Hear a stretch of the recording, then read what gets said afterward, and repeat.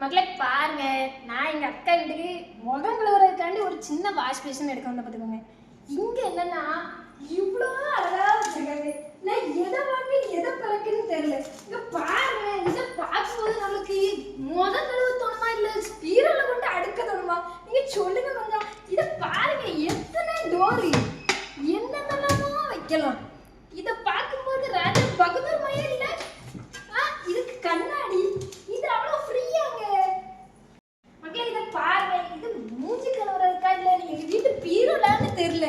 இங்க பாருங்க மக்களே, இது உள்ள வந்து பார்க்கும்போது அப்படியே சொர்க்க பூமிக்கே போன மாதிரி இருக்கு. பாருங்க மக்களே, எத்தனை கலெக்ஷன், எவ்வளோ அழகழகா வச்சிருக்காங்க.